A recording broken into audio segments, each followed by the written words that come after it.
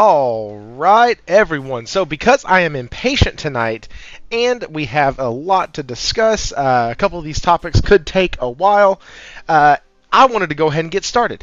With that being said, thank y'all for showing up. Hero Down Under, Byron Cutler, long time no see. Love seeing you in the chat. You are one of the OGs. Then we have Hero Down Under. It's just Henry. And, man, it's not just Henry. That's Henry Heck. That is your boy, the boy, Henry Heck, in the house. Look at him go. Then we have Rachy7361. Her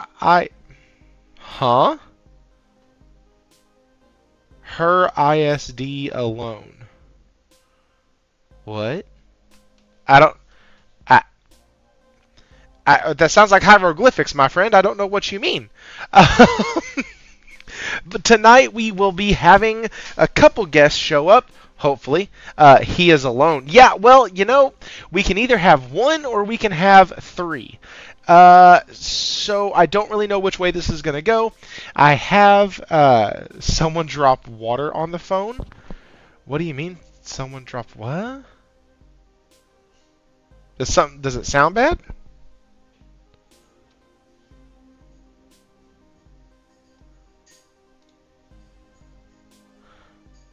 Oh, you're talking about the video. I get it now. Yeah, that was probably me. But so tonight we do have a really good show. We have the big breaking news, not really breaking news, but the rumor that's been going around, and we have another so-called confirmation of it today from Jason Schreier. Jason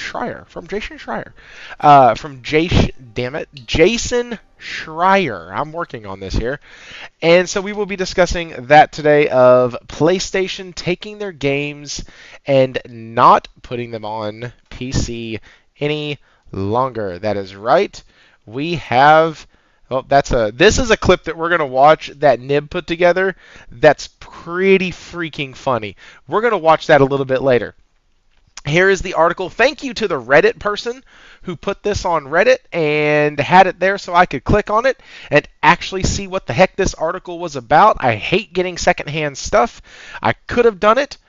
Oh, your phone had water. Okay. That makes a lot more sense. And so I was able to get this. The link should take you directly to this version of the article, so yay. And yeah, basically just discussing some of the stuff that we've been kind of speculating on for a while. It's not really that good of an idea for PlayStation to put all their games day and date. That was never going to be an option. Then they started putting stuff over there after about, not pretty quickly, but after about a year, and they just weren't selling, and yet they kept it up, and it was always the wonder of why they kept going. And even when Faulkie and I were on, it wasn't that it made them a ton of money, so we didn't really know why they were doing it. And it looks like they've stopped, and we're going to discuss that. Once again, this is a rumor. This is not confirmed by Sony, but it's almost like if enough people cry wolf, and then you see somebody who usually says the right thing come up and cry wolf, you might be looking for a wolf. So we might be having a credible source with Schreier. I kind of doubt it. Not doubt it that the source is, or that the information is real, but I doubt Jason Schreier a little bit on stuff that he says. So that's going to be discussed tonight. Then Castlevania gets an update. It's going to be less Dead Cells and more classic Castlevania. This speaks to me a ton. I love this because it's not going to be a roguelike, which is awesome to me. And it's even more awesome because the creators of Dead Cells and the Rogue Prince of Persia are making this, and they're known for their roguelikes. So for this not to be a roguelike is actually very, very exciting. And then this one, my goodness, it writes like a Hollywood direct-to-VHS film. Espionage and corporate sabotage blamed for Mindseye launch as dev announces layoffs. Lord Jesus. We're going to actually read this because I read the first two paragraphs. Yes, I read to right here. And then I was like, I want to leave the rest of whatever anybody else said for the show. And this stuff is really good. This stuff is funny. It has all, like, I'm used to them coming out and blaming the gamer. The gamer was the problem. They weren't receptive of it. They didn't blah blah blah. They believed this. They did that. Like, I'm used to that crap. They blame the gamer all the time. I cannot believe that this dude is blaming the rest of the damn industry. What's up, Nelson Gaming? How are you, sir? Espionage just blamed the Series S. Right, like, it's just... like, there's been devs that have said that. Like, hey, it's really hard to design for the Series S, blah, blah, blah, this and that. Like, I'm okay with those things. It's really freaking weird to me with what this dude said the aliens. I'm telling you, man. Dude, like, shit, man. It's funny. And so, yeah, we have that on the docket as well. But, hey, very, very nice. The tariff. Yeah. Just blame something. Blame something other than the entire industry. Like, when you do that, you sound just as ridiculous as it did when Phil Spencer and Sarah Bond and Satya Nadella and all these other people try to blame the freaking gaming industry for their failures as a company. Like, we're going to get into that a little bit, not specifically that example, but like, it's ridiculous. Like, at least they were creative. And also, we will be discussing RE9 topped 5 million in sales. That's really good. It's setting itself up to be the #1 selling game in the franchise. What is up, J1? How are you? And as a matter of fact, I accidentally closed out that article. And so let me get it back. RE9 sold 5 mil. Ta-da! There we go. Yeah, so RE9 sold 5 million copies since its launch on February 27th. That's 30 days. That's amazing. GTA 6 ruined the Mindseye launch. Yes.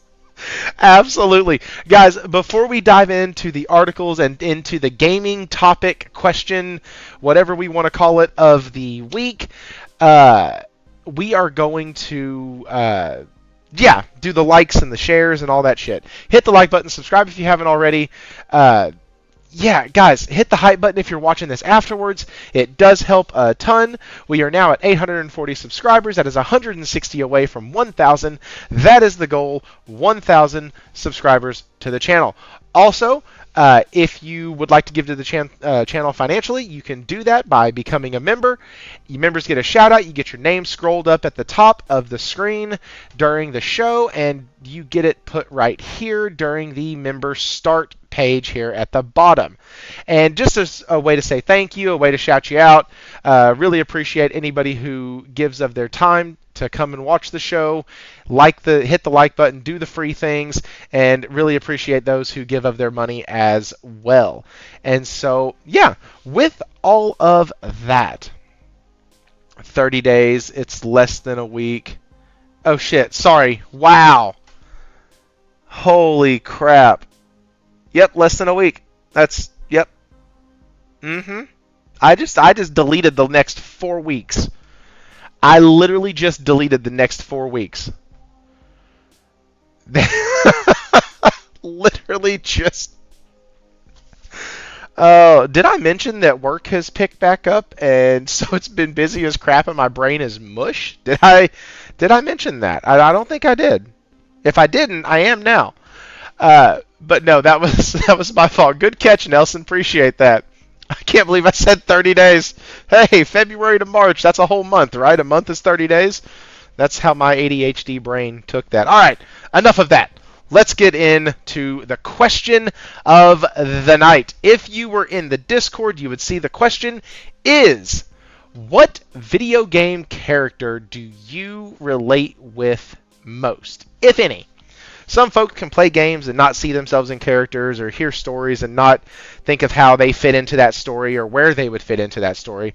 For me, I play stories and I put myself into the positions sometimes of like the main characters, especially if some of their ideologies or philosophies resonate with mine. And so I have a couple on here, and for me, the first one is Titus. The useful idiot, as it were. Very much descriptive of myself. A lot of times oblivious to anything going on around me, be it the chaos, be it anything else. I am so focused and like in my own head that I have that kind of airiness about what's going on around. I like to keep to myself. Not that I'm not paying attention, but that I just don't bother with enough things to... I don't take enough of an interest in things that are going on around me that don't really affect me. And I know that sounds weird or bad or whatnot, but I just stay in my lane and do my thing. And that's kind of what he did when... you're going through the story with him, but also you find out that your boy Titus is also a hopeless romantic. He would do anything for Yuna. Nothing can get between him and her. Nothing is going to stop the power of friendship. Nothing, like, it is a Saturday morning cartoon, and I am here for it. It is what it would be if Corey Matthews from Boy Meets World got a sword. Like, Titus was very, very well written in the fact that his ideologies and his loyalty to his friends and to Yuna really speaks to me and how I am. I am extremely, extremely loyal to my friends. I am extremely loyal to the people around me, especially those who I consider friends, who take time and invest in me like I invest in them. My best friend, actually, before tonight, before the show, was like, "Hey man, I'm about to go on a walk. You want to go with me?" And I was like, "Hey man, I got my show." And he was like, "Oh crap, man, that's right. It's Wednesday." And I was like, "Yeah, it is." But like those type of dudes that you can just call, people you can hang out with, like those type of people, I have a very, very small circle of, but I am extremely, extremely loyal to. And that's one of the things that comes off with Titus. Also, and in my second example as well, just his stubbornness to a fault, like, fits with my personality as well. I'm an extremely stubborn individual. And so, like, I resonate with Titus as a character a ton. They did great work when writing him for me. We had somebody in the Discord earlier with Hero Down Under saying that Mael from Expedition 33 resonates with him a lot. And so there's these characters in games that sometimes just connect with us. One of the big ones that has been talked about on the channel a lot by me and by other guests is how interesting it was to have the new Kratos, the new God of War, be a dad who had trouble the entire game, and heck, even into the second one, connecting with his son, with like his child. And so to have that, to see that, and like me being a dad of two boys, going, man, when 2018 came out, I had just had, I think our oldest was like 9. No, 9 months, 8 months. I think he was 8 months. And so I had this little dad simulators indeed are for PS players. That's right. That's right, Rachie. But like I had such a good time playing as Kratos because I knew that eventually that dad, not to that severity maybe, but that dad would be me. The one who is going to be disconnected a little bit from the modernish, the modern world, the modern vernacular, whatever, and trying to connect with my son, trying to find ways, trying to impart knowledge on somebody who's just as stubborn as me. And so, like, really, really resonated with that. And that's one of the things I love about video games as a medium is that these stories can touch people on so many different levels. And I would even say that when the stories come through and you don't find some big, deeper meaning in it. Like, I played the game Next Machina a little bit this last week, and it's one of my go-tos when I have about 20 minutes to kill, and I'm like, oh man, I got 20 minutes. What do I want to play? I can get in 20 minutes on Next Machina, do a run-through, do another run-through, play it for about 45 minutes, and then cut it off. But I was playing it, and one of the things that... shit, I just lost my train of thought because I got off on that. I reread Dad Simulators are indeed for PS players. Oh yeah, stories. Some games don't have a deep, deep story. Next Machina, the game I was playing last week, does not have a deep, deep story. But it's fun. It connects with that part of me as a gamer. The gamer that just wants to unplug his brain for a little bit, doesn't want to think about anything.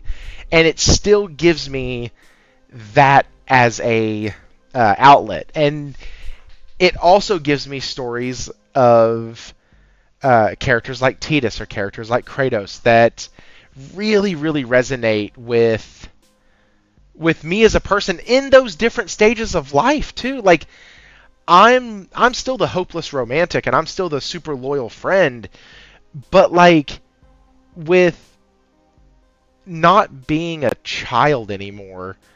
I mean, God, 26 years ago? So I was 13 years old when I played Final Fantasy X. It related heavily with 13-year-old me. I had the world, if you were just nice to people, if you just did what was right, everything would work out. Like, that was my mentality. And for the most part, that is still my mentality. If you're just not a jerk to people, things will traditionally just work out for you. Like, eventually they're gonna work out. What is up, RPG88? He is in the house. How you doing, sir? I hope you're having a great, great night. But yes, that was what I was thinking about. What about y'all? What are some characters that really resonate with y'all as gamers? We are look at the world now. FF7 is about eco-terrorists. We are now all environmentalists. Hey, listen, for that game, I wanted to save the planet. For that game, I wanted to save the planet. Ooh, Yosuke. Let's see.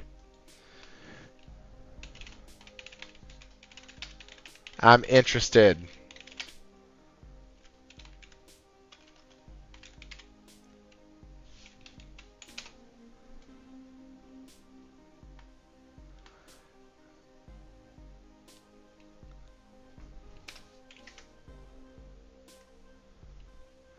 Okay, loyal. This is AI now. This is the AI read-off for the personality of Yasuke. Loyal, energetic, and slightly insecure bro. Okay. What is up, Lone Gamer? How are you? Even Ryu from P5, but not as much. Okay.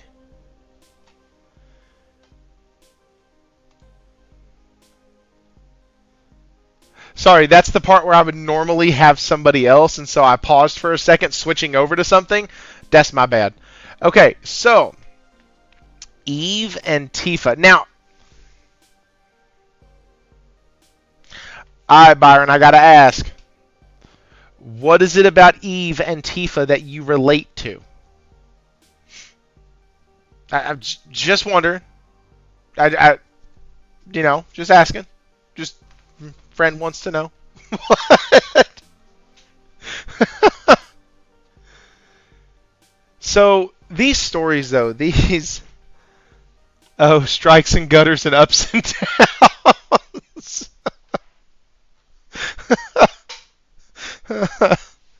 So, for those who are coming in right now, we're about to be talking about PlayStation supposedly dropping PC for their first-party titles. First-party tentpole. There's so many qualifiers to this, and we'll be getting into that here in just a moment. Let me get this. Okay. See, I told you I was looking up the personality profile. All right, so this is the crux of tonight. We have been here 30 minutes. With that, hit the like button, and we are going to dive in. This is something that I have called, that I had said they needed to do. This is something that everybody with 2 eyeballs and a little bit of logic could have said that they needed to do, and most of us did.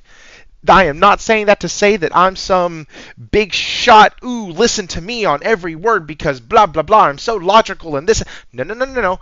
This is just because I have a brain and I have 2 eyeballs. Lots of y'all in the chat said it. I'm just the one with the microphone. If it doesn't make dollars, it doesn't make sense. There was a point where myself and Faulkie, or myself and Josh, myself and Enate, myself and Will, me and almost every single one of the recurring guests that I have on here, Game Logic, Jez, all of us have said this at one point or another. That when we talk about PlayStation sending games to PC, we have no earthly idea why they do it. We know what was said to us, right? We know what was said. We know that we were told that games would be going to PC in order to get the PC player hooked, almost like a fish, and then bring them over to PlayStation. Okay, so that's why.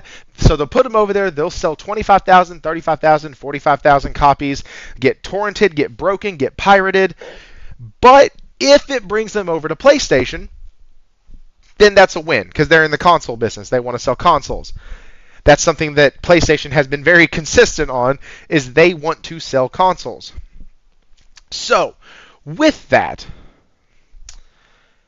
they did this whole, like, hey, this is why we're doing it. And most of us, even at the time, were like, that doesn't make sense, but okay.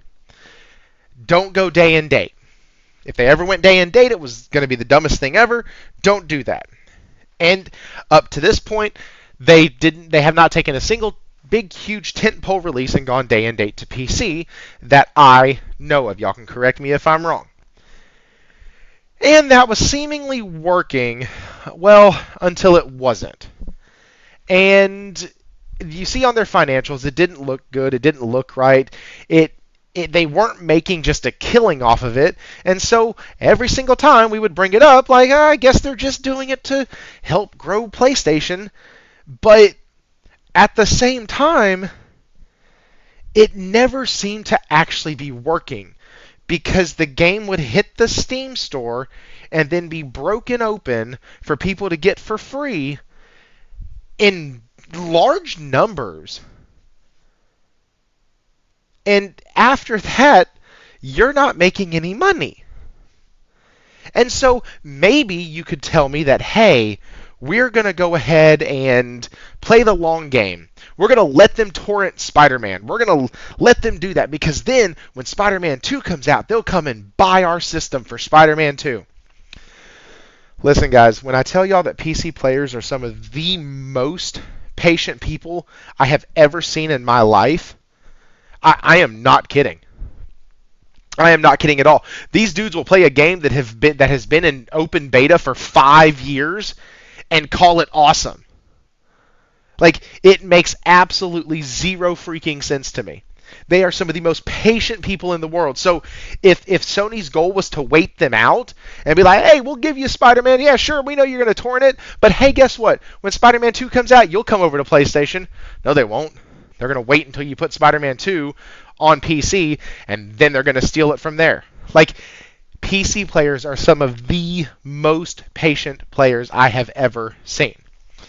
Because of that. They're also some of the most forgiving and the most that will spend a lot of money on their games, i.e. those games that have been in open beta for so long.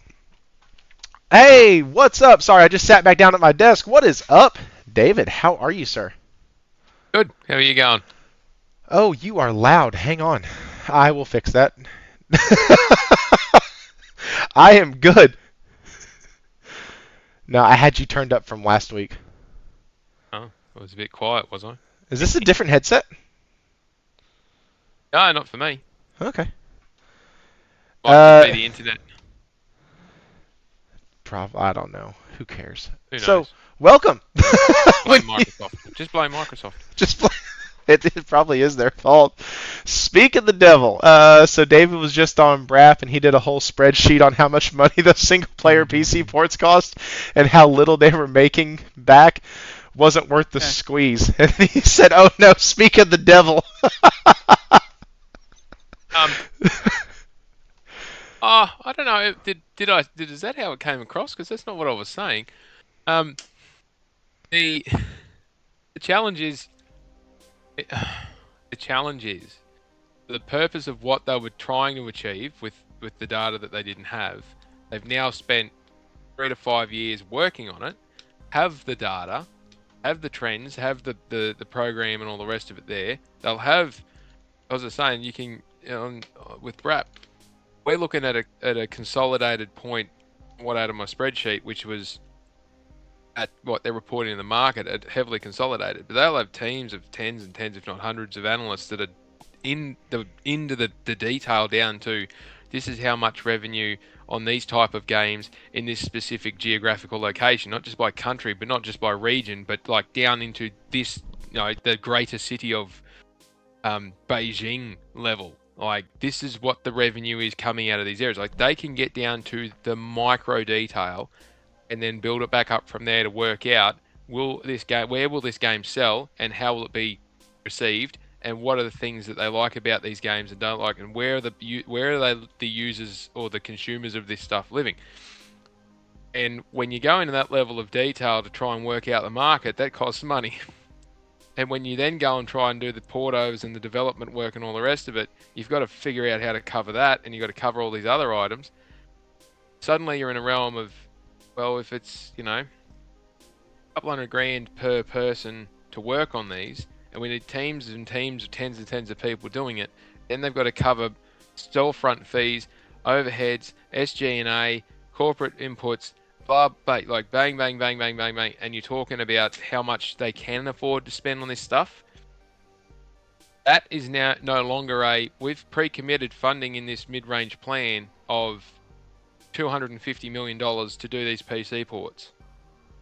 They now have to go on a case-by-case basis, which is what Sony was always telling us every quarter they spoke to the market and every time the question was asked. We're doing it on a case-by-case basis. Our strategy remains fluid because we need to be able to react to the market, or how the market reacts to us. Sony, I should say. If they have got to compete a PC port for, again, let's use Bloodborne, to do a PC port for Bloodborne, we think it's going to take, let's say, we think we'll sell 500,000 units at $60. When you work out the margins and come back down to what's the maximum amount of money we can spend, if $30 million in total total gross revenue is what we can expect from 500,000 units at $60 a pop. Okay, so if we pull out the Steam storefront fee, and then we pull out the cost of the labour alone, and then the on-costs for the facilities and SG&A and all the rest of it, and then we need to have a 15% margin to maintain at game level to be able to maintain competitiveness against other titles which have got slightly higher or margins than that, we can only spend $14 million. We can invest $14 million to generate $30 million of gross revenue into this game PC port, which is about 20 people for 2 years, 40 people for 1 year. And that is the situation here at the moment, because they can't just throw an endless amount of money at getting this thing done, because they're outside of that tried and tested area of pre-committed funding to do things.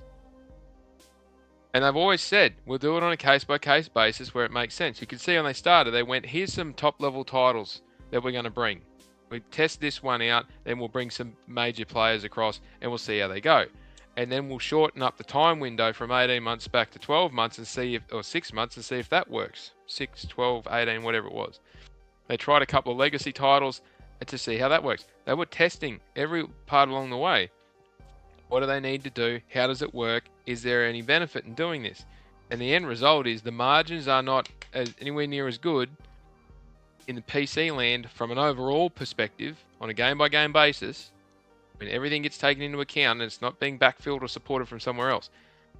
Those returns are now not better, like significantly better, than what they're doing in their first party on console. And it seems to be an interesting swap because it coincides with, as I said last week, it coincides with their PSSR 2.0 update for their Pro, which is now producing phenomenal feedback results. And the stupidly high cost of getting top-end PCs is like, well, we've now got a console that outperforms the majority of what PCs are available in the market in gaming. Top 10 games on PC are predominantly live service and people don't shift on them.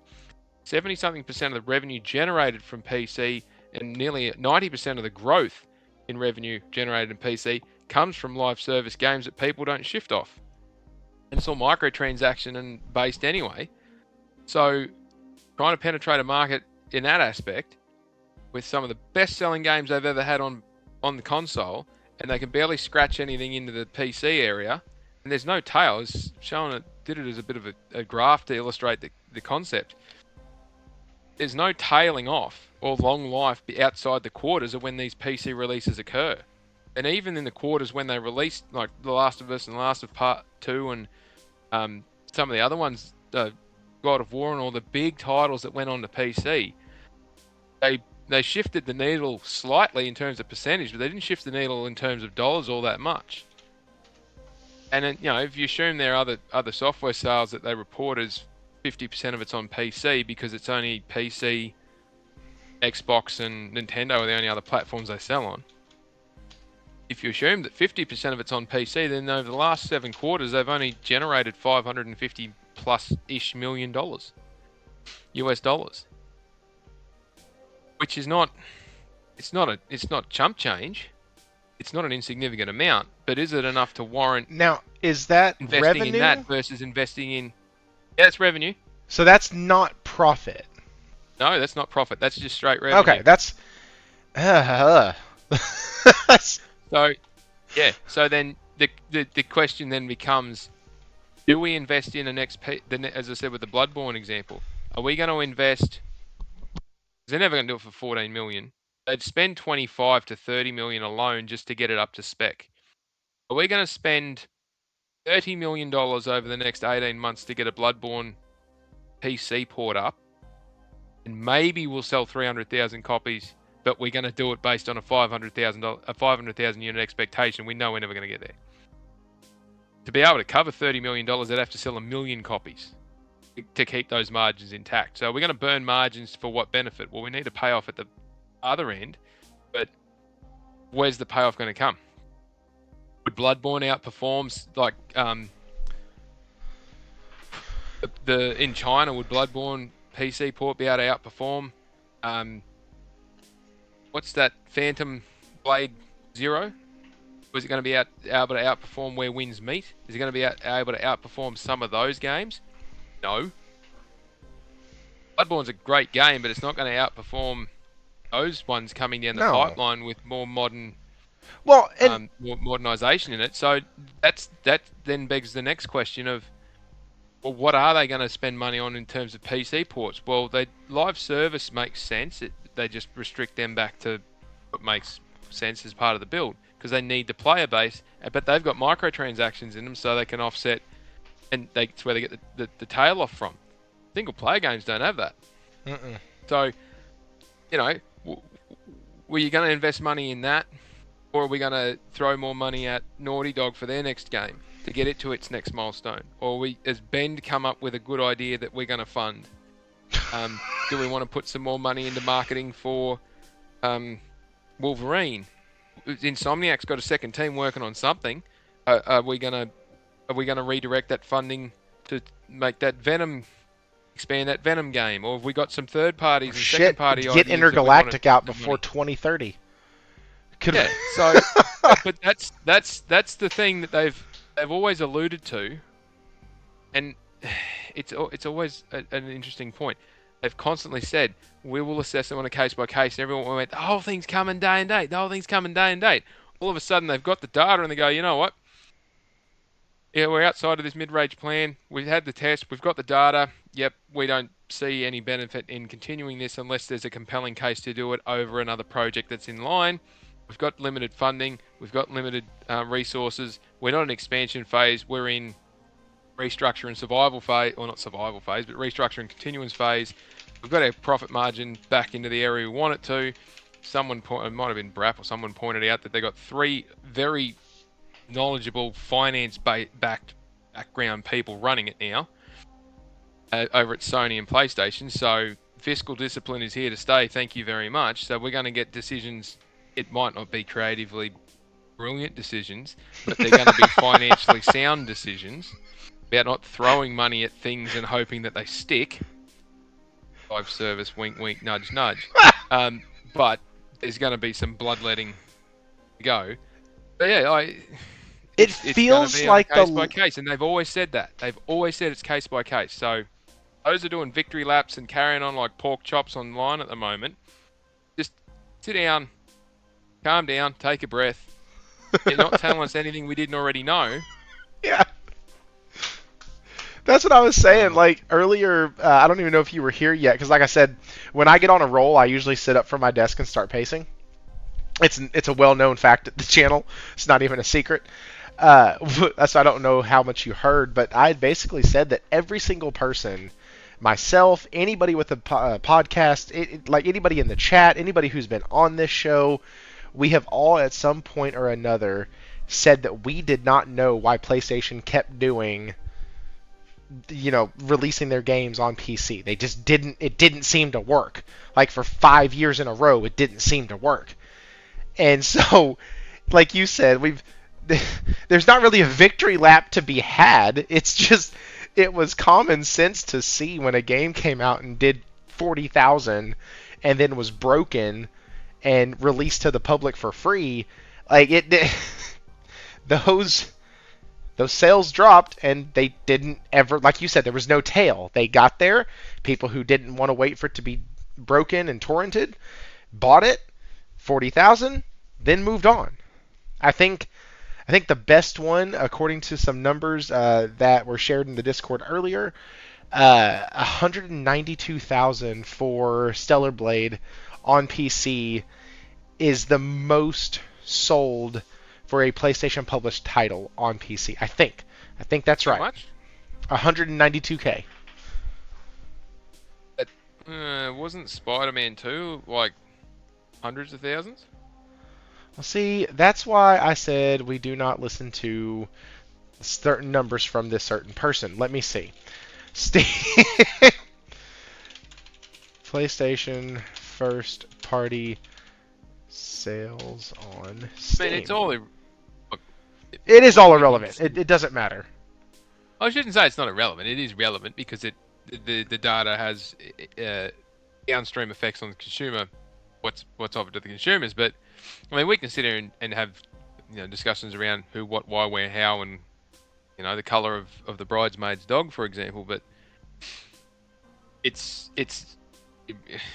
doesn't matter to us. I shouldn't say it doesn't matter to us. We're not getting paid to do the analysis. Someone else already did it. That's this true. Is the decision they came up with.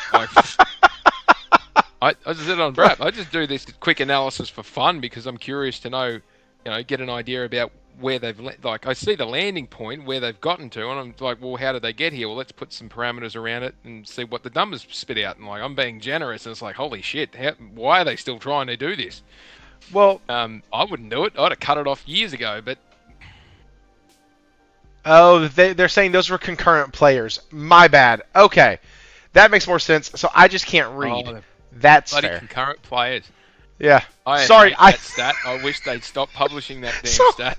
What's so fucked up is I think so little of that stat. When I see numbers attached to like a platform like Steam or Xbox or PlayStation or Nintendo, I automatically go to numbers sold, not player count. So that's my fault for not reading the actual post all the way. Oops. Because concurrent players don't matter. You goose. You goose. What are we going to do with you? I see it as sales and nothing else. Like, who gives a shit how many concurrent players you have? Now, I understand that for live service and all that, that's how they decide their revenue and their paths going forward and how they're going to navigate their content and all that stuff. But, like, single player games, concurrent player count matters absolutely not. So, but then just to add to that, single player games don't have a lot of add-on content, right? Specifically, Sony first-party single player games, they don't do the big add-on packs. Like everyone knows I love Yakuza as a series, right? Every Yakuza game's got a dozen plus add-on packs for all these outfits and additional characters, and you can get all this level up stuff. Like I can't think of any of the PlayStation first party games that have come out recently that have got more than maybe one gadget pack. Or the DLCs are all sort of free or they're paid DLC expansion. They just don't exist. And so once you've got a single player game on PC and it's exposed to, people are going to pay money to play it, great. But that's it. Buy it once and it's done. So anyone who's going to buy it at that point, who's waited, most of them are double dipping anyway, current customers. So they play it on PC because they want updated upscale graphics or whatever it is. They get the bump and then it's done. It doesn't have a lean down trail off. It's like crack. There's a little blip here and a little blip there and a little blip there. And there's no continuous monetization of that game. And especially in PC land, when you're up against such a saturated market, the fact that Sony's got some of their games in the top 100 Steam sales lifetime is amazing.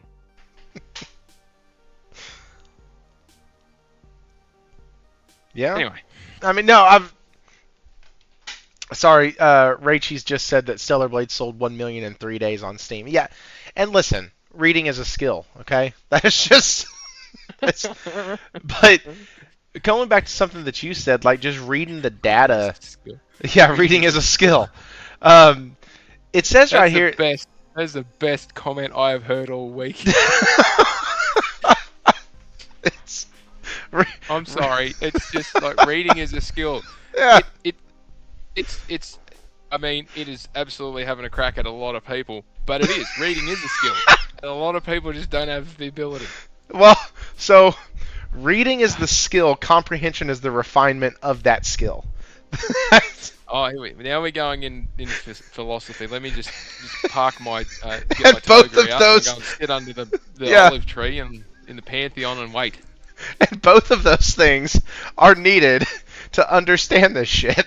What do they teach people? What do they teach people in schools these days? Because reading and comprehension was the first thing they started us on. Bro, I had to have a lady come in. I was in the second grade for the second time. I had to have a lady come in 2 or 3 times a week, and she would pull me out, and all we would do was read a book together. I would read it, she would read it, and then we would discuss what I read. We did that for 30 minutes a day, 3 times a week, for my entire second grade career. Because I could read really fast and really good. But I didn't know what I read at all. So, like, she had to work with me on, like, retention things and how to actually, like, break down sentences in your head and how to see the next word and, like, all this stuff. So, it is definitely a skill, one that I have had advanced training in, thank you. That's what... Fair enough. I need to wear that one. That's great. Concurrent players should be stopped, clowns. I agree. It's not a common skill either. Ask the Xbox fan base. No, it's not. But concurrent players is a very important metric that I don't think it should be published, because it will tell you how much server space you need to operate live service games. Sure. Look what happened with Helldivers 2. They were only expecting. This is a crazy thing. They were expecting concurrents to never exceed 150,000 initially on PC. They were more worried about concurrent players on PlayStation exceeding 200,000. And then we'll go crossplay. And someone forgot 200,000 plus 150,000 equals 350,000. So maybe we should have servers sitting at 400,000. They were not expecting the numbers that they got. Well, yeah, that was the whole debacle behind Helldivers. It's like, oh shit, they made a great game. We weren't expecting this. Yeah. And look, I was mucking around in it the other day. It's still like they've reinvented that thing. It's still got the core there, and it's still fun to play. I still think the soundtrack makes that game like just the serious tone of it. And then just the stupid cheesy stuff that goes on as well. I was having so much fun. I was just mucking around there the other day. Did a quick little, just to get back used to playing it. Did a little solo dive on an easy mission on one of the bug planets. And I'm running around carrying on, just shooting the crap out of everything. And, I'm repeating. I've got the headphones on and everything, and I'm repeating the phrases. And my son comes in and looks at me and goes, "You are an idiot. What are you doing? What's wrong with you, Dad?" I'm like, "Come on, son, leave it alone. It's good fun." Yeah, that's the thing that popped in my head. Just leave me alone and let me have this. Go away. 10 minutes apiece. I'm enjoying this. So he starts watching, and then he goes, "Oh, what did I say? I made a quote. I made a quote out of Starship Troopers. I think it was Rico's Roughnecks Hurrah or something like that." And he looks at me and he goes, "Dad, what's that mean?" I'm like, "Oh no, failure as a father. He hasn't seen Starship Troopers yet."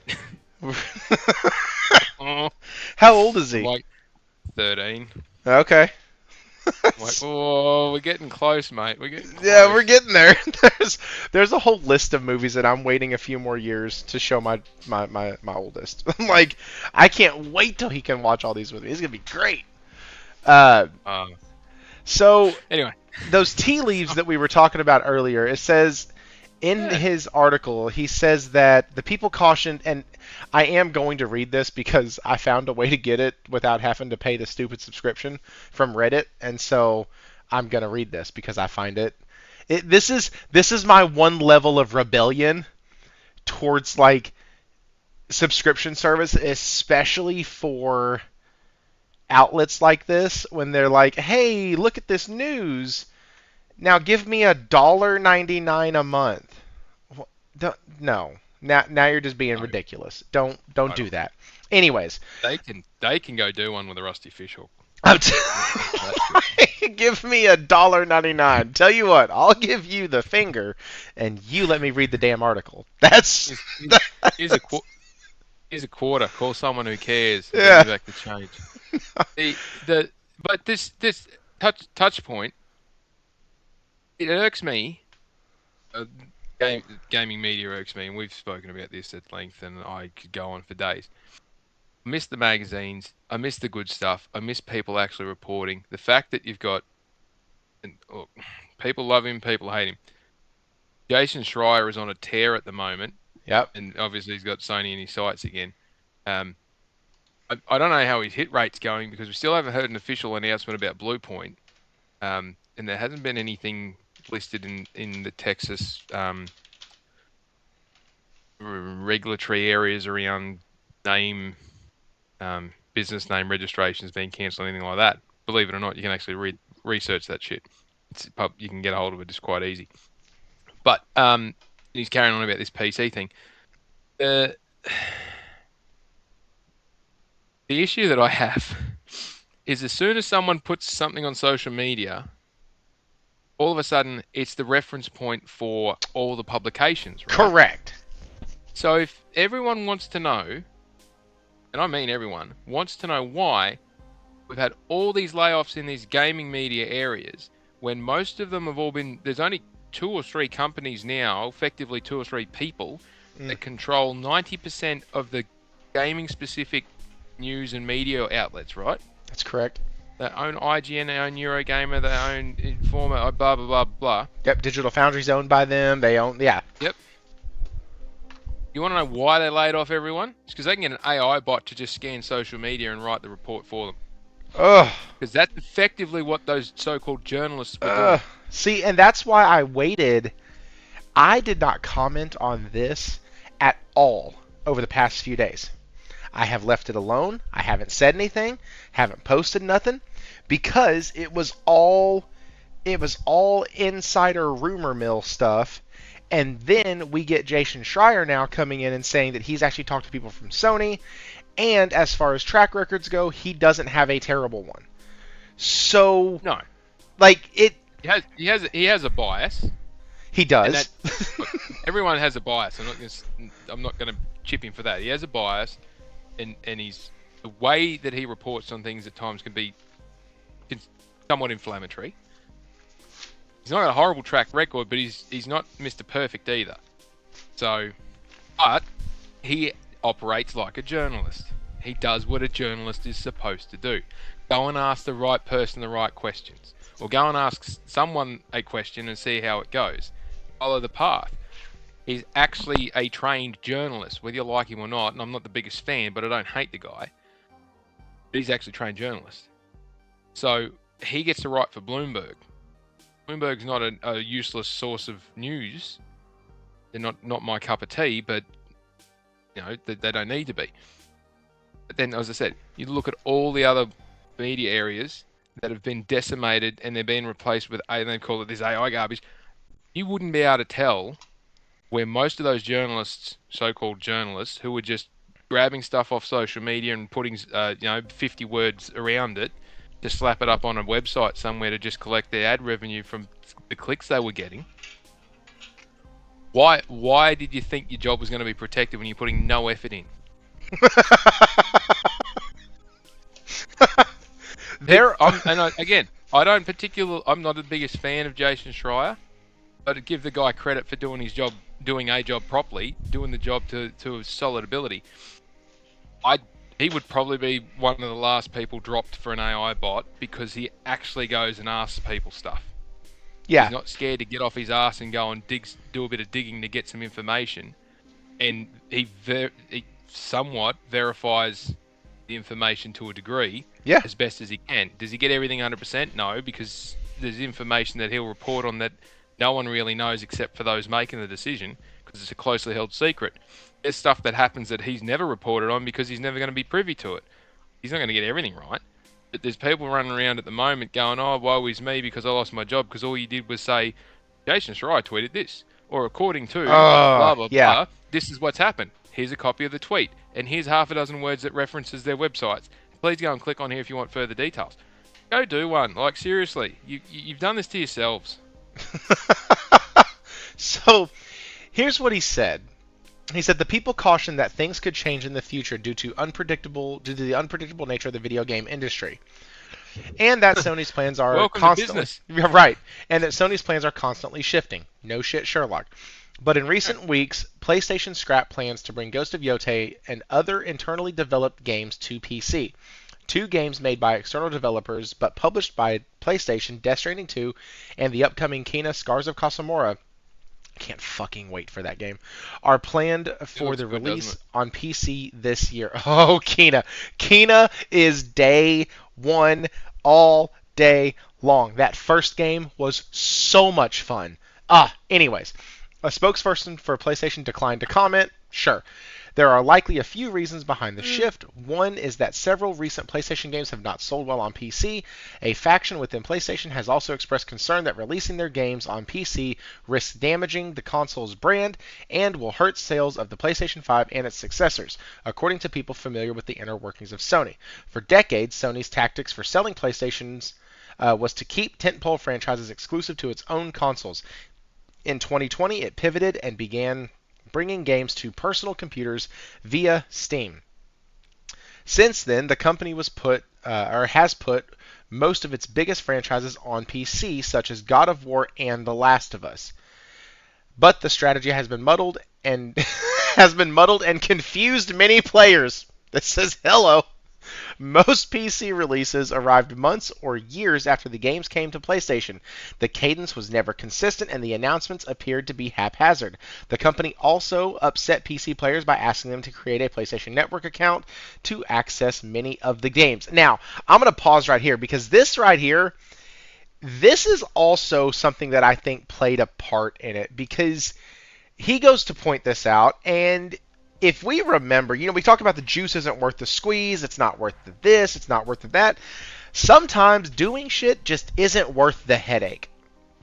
And they wanted to get people to sign up for the PlayStation Network. They wanted that because, as we heard last year, that does affect monthly active users, and it looks really good. And what they're trying to do is, now that the PlayStation is experiencing the tail of its release, not necessarily the climbing heights of its release, you have now you have to find your money elsewhere. And so being able to have a captive audience or a captive person into your storefront does make a lot of sense. It all makes sense with why they were doing it, and PC players hated the idea. Everybody hated the idea, making another password for another thing. And sure, we all do it. It's fine. Whatever. We all have usernames and passwords to IHOP, to Chick-fil-A, to Taco Bell, to Walmart, to Target. We have usernames and passwords for Best Buy. We have all of the stores get all of our information. PlayStation asked for it and people lose their fucking mind. I didn't fully understand that, but there was this big uproar. And cool. Then they have to backtrack. They say this game's coming, this game won't, this game will require it, this game doesn't. And it's just a nightmare. And so much so that nobody even talks about it anymore. Who cares? Because it just became a nightmare. And so, at some point, if you're not making a ton of money off of the PC audience, and they complain about the things you want them to do, why in the actual world would you keep wasting your time there? So that definitely could have played a part into it. Rachie says, I was going to play Diablo on Game Pass. They asked me for a Blizzard account. I uninstalled the game and never... Okay, so when I bought my PC, I had not yet played Diablo 4. I end up getting a month of Game Pass. I don't use it. Time goes by. I still don't use it. I had no reason to. I sign up for the month because they put Diablo 4 in there. And I was like, I will sign up for the free month that I got with my PC purchase. I get on, I download it. It says I have to have an account. I said, F you, logged off. I was like, I'm not doing this shit again. And then later on down the road, I got it on the PlayStation 5. But and it wasn't even that I don't have an account. It's that I couldn't remember the password, and I didn't remember where I had it stored, and I know that on my PlayStation the account's already linked, and so I don't have to worry about it. It just logs me into Blizzard automatically, like when I play Diablo 2 Resurrected. Anyways, so I definitely think that could be a factor. I do know in business that if you have that one client that is always just, you have to go above and beyond miles and miles just to get them to commit to something. And then even at that, you've done so much for them that you don't even make money off of that client anymore. And, do this for a couple years and you're like, every time we go out there, they complain about this, they complain about that, they end up wanting something for free, they end up wanting this, they end up wanting that, they don't want to do the things we tell them to, blah, blah, blah. You know what? Let's just tell them that it's time for us as a company and that client to part ways. Like, that happens. That happens in the field that I work in. I'm an HVAC service technician. That absolutely happens. Because sometimes the headache isn't worth the effort. And so that definitely could have been a thing. But then he goes on. He says, now Sony is looking to make a more straightforward approach. Sony's two rivals in the console space have taken different paths. Nintendo Co. has released almost all of its games solely on its own Switch hardware, while Microsoft Corp has turned into a multi-platform publisher, releasing everything on PC and many games on PlayStation. Another factor behind Sony pivot may be Microsoft Next Xbox, which is rumored to use Windows and be capable of playing PC games. Some executives at PlayStation may not be thrilled at the prospect of one of the company's flagship games like God of War running on the next Xbox console. That is something that we had called earlier, or we had at least talked about earlier. I don't know if anybody had said that it would lead to this, but I do know that we talked about it earlier and posed the question, hey, if this happens, do you think PlayStation keeps putting their games on Steam, or are they going to have a way to block it from playing on Xbox via Steam? Like, how would that actually work? Because it does pose an issue. Like, exclusives still sell consoles, right? Like, Yeah. that's still something that works, isn't it? Like, yeah. It never stopped working. My favorite line has been people who are like, PlayStation is so back. Like, bro, for the last 5 years they've been whooping ass. Where have you been? Fucking unreal, isn't it? It's great though. But no, so I do think that definitely could have played a factor into it. Also, the news aside, if this happens, David, from a gamer perspective, not somebody who follows the business, but from a gamer perspective, does it affect you one way or the other? And let's just be honest. Like, does it affect you one way or the other that they're going to be taking these games and potentially leaving them on PlayStation 5? Does it affect you as a gamer at all? Not me. Not you. Okay? Not at all. I'm already over this, so. But I mean, like, look, there's the long and the short of it. They spent 5 years doing the job, doing it, and collecting the data, and in those 5 years, it didn't move the needle. Didn't move it up. Didn't move it down. The $500 million isn't something to sneeze at over 7 quarters, but it's not like it's gone gangbusters and blown the doors off the barn. But likewise, it hasn't deteriorated the brand. All these people who smashing it down at the time going, and for the last 5 years said, oh, it's devaluing. It's killed the value. It's devaluing. You're like, I hope you go and look at yourselves in a mirror and you see the clown, like the face of a clown. We told you it wasn't going to devalue it and you didn't listen. And it wasn't just me, it was multiple people said it's not going to devalue the console base. Don't devalue it as you as a gamer for the console. You've got it and enjoy it. If you don't, who cares? Like, it's proven in the numbers. Has not devalued it. But it hasn't achieved the growth that they were chasing for. But it got the data to be able to back that assumption up. It's the same with the live service. The numbers said they had to try it because it was just, that was the growth area. And when everything else is slowing down, you look for the growth areas because you're going to keep the thing growing. So they tried it. Limited success. Enough success for them to keep poking along with a couple of them, but it not enough to just throw everything out there and keep throwing good money after bad. So they made the decisions. They spent the years doing it, spent 5 years collecting data. 5 years is enough in the business cycle to figure out whether it's worth doing or not. And then we're in a downturn on the cycle, because businesses are cyclical. You have growth, plateau, drop off. Growth, plateau, drop off channel. They're on the downhill run, and they're only a couple of years out from their next uphill tick when they go for whatever the next console is, and not forgetting the games that they've got coming out this year. Like, if that's the focus point for the next 18 months to 2 years, it hasn't devalued the brand. It hasn't done anything to make life worse as a PlayStation gamer. But likewise, the so-called change in position, which is just them doing what they said they were going to do anyway on a case-by-case basis, it's not adding anything at the moment either. Because it didn't shift the needle at all. Yeah. It didn't generate massive returns that they need to keep throwing money after it. But it also didn't deteriorate it that bad they needed to stop it. Taking a look at it and going, well, this is the market at the moment. This is what we were doing. This is the needs of the business. This is what the decision is. We're obviously not going to accelerate it. We're not going to push for it. They were never going to do day one, the single-player games. Never going to do day one. But even think about that being a case was always a fallacy. But then, yeah, don't come around and start carrying on about, devalue the brand and all that sort of bullshit. Because clearly it hasn't. The past few years, PlayStation is eventually going to go down. That's not my opinion. That's fact based off their financial performance. So wait a second, because if that's your fact, give me just a sec, because we have somebody who at least at one point disagreed with you. I'm going to share the screen with you so you can see it too.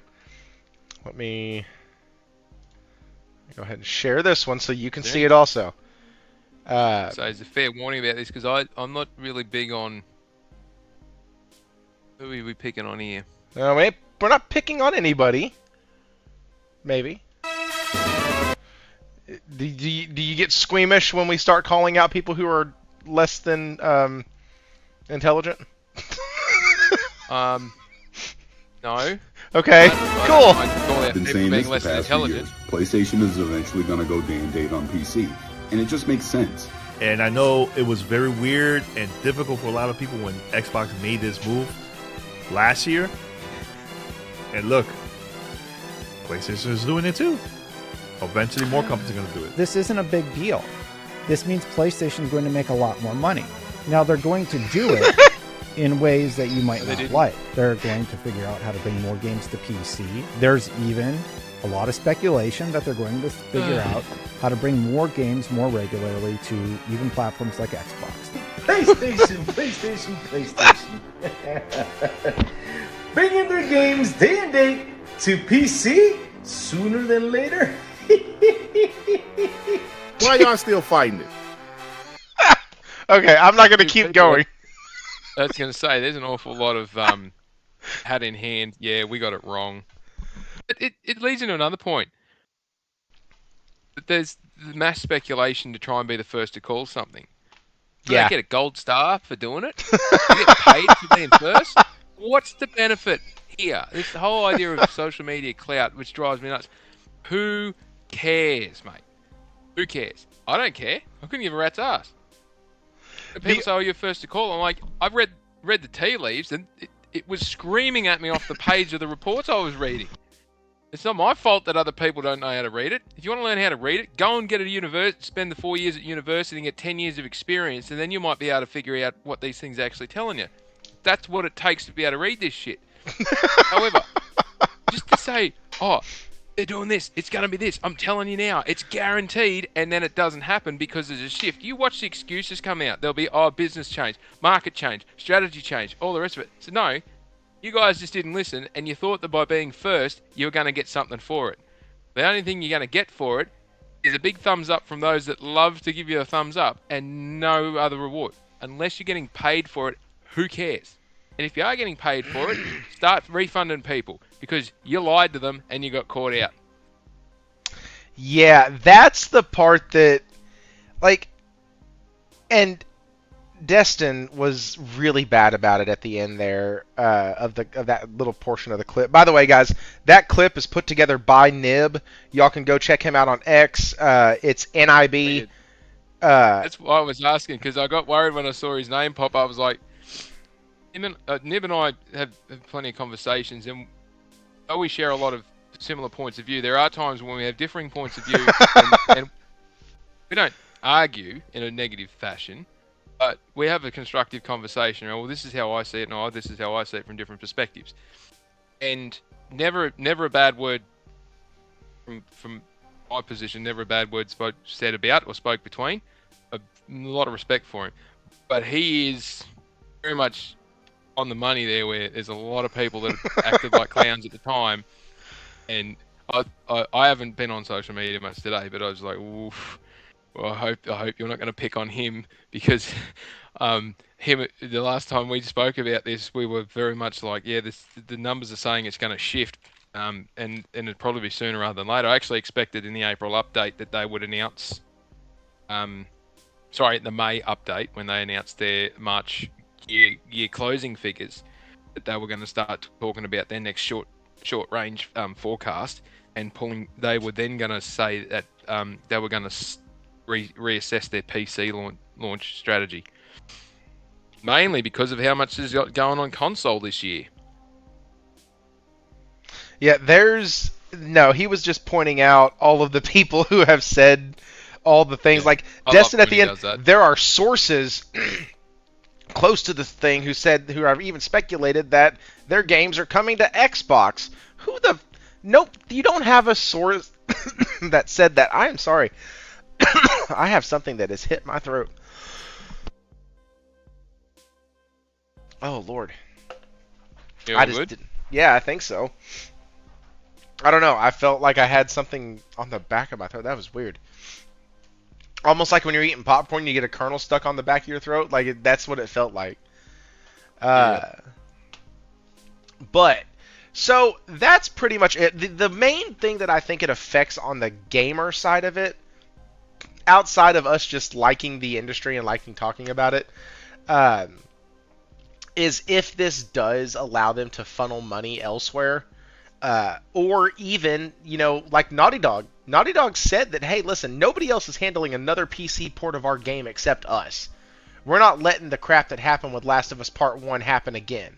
Which means if they were planning to release Intergalactic on PC and on PlayStation 5, they now have to develop for not only the PlayStation, but for the 97 million different variations of PC that you can have that are going to try to play your game. And Which so, is why Nexon is working with them. Right. Which, now, you look at it and you're like, well, heck, we don't really need to do that. It does bode the question, though. Would Nixus be able to justify staying around and staying on Sony's payroll to do their multiplayer titles? You see what I mean? Like, yeah. But I'll answer your question with this as an anecdote. Nexus was brought in to do primarily to work on PC ports at the start, and part of that arrangement was working closely with Bungie and closely with the studios to, one, understand how PlayStation works and their environment, and to integrate in that environment and into the teams. Two, to learn from Bungie about the live service technical pieces to be able to support going forward any of the live service stuff that was coming down the pipeline, because it wasn't going to be just Bungie doing it. Nexus and Iron Giant and one other external contractor was going to do it all. So obviously that's lightened off. But the other thing was working closely with teams like Bluepoint and Bend and Media Molecule, and I can't remember who the other one was now. I think it might have been Firewalk, who are no longer with us, and London Studios. Working closely with those teams to be able to get them up to speed on doing PC ports, and when they're working as a support studio on some games. Bend has been working as a support studio for Naughty Dog for a while, and And you saw how well Ben did with putting out Days Gone remastered, whichever one it was, and the PC port for that. So, and they've had a long time of learning how to get that thing to work well. But they're working with Unreal Engine.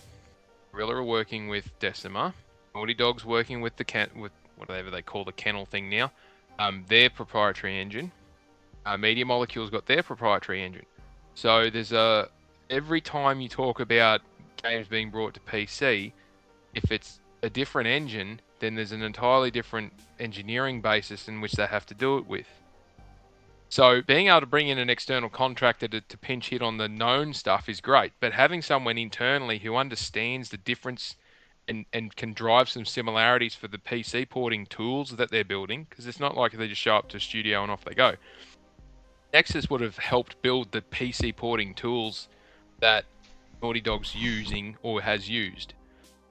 And that's part of the technical knowledge there. So it's very unlikely they'll shut that studio down, as in a game development studio being shut down. The knowledge that they've got internally is quite important. Now, they were never purchased as a frontline development studio. They've always been purchased and used as a support studio. And therein lies, I suppose, the answer to your original question. Just because PlayStation's not chasing everything over to PC, and they're still on a case by case. It doesn't mean that Nexus is not able to offer support and help and work. Just imagine how much effort they've put in with being able to make this PSSR 2.0 a viable and valuable product to deploy. There's a huge amount of PC crossover items that are in that package. And they'll be quite instrumental in helping shape what the next console looks like, because of that knowledge base that they've got, and their involvement in it. So, working as a support studio within the first parties is quite important. And there's plenty of development going on still that requires additional bodies being thrown at stuff, especially when they're at the technology transition that they're at the moment, with how to best utilize AI tools and how do we make the best use of our PSSR 2.0 and what else have we got in the pipeline for the Sony published games going on PC? They'll have put a heap of work in to help Kojima get Death Stranding on the PC. They've got Bungie putting their game on PC. What's the other one that's coming? Marvel Tokon, I think, is on PC Tokon as Fighters. Well. Yep. So they'll be involved in that. There's another what's the Wushu game that's coming? Phantom Blade Zero. There's whispers and moans that they're involved in that. Do you think they'll be involved with helping with Kena? Possibly. I guess that makes sense. Yeah. So, but like that's this stuff doesn't just, you don't just click your fingers and it happens. And anyone who's using AI knows that you can't just ask it to do something and it'll get it right the first time. The amount of rework you got to do with that damn thing is ridiculous at times. But then I don't think there's a need to be nervous around what they're doing. Think back on the catalogue of what PlayStation's got left that would be an absolute barnstormer to take over to PC. Not a lot there.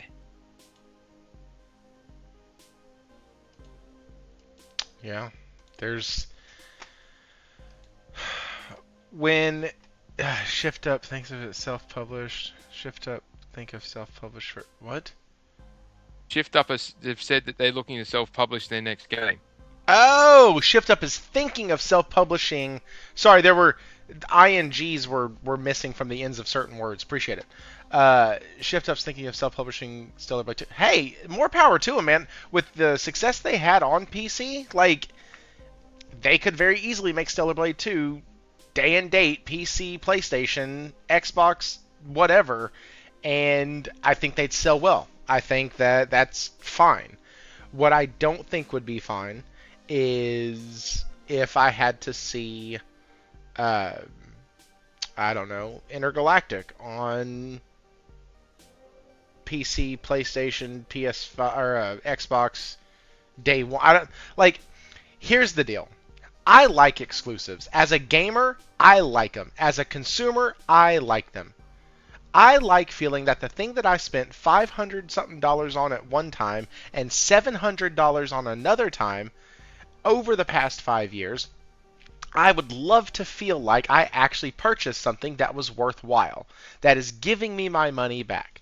So, here's the thing.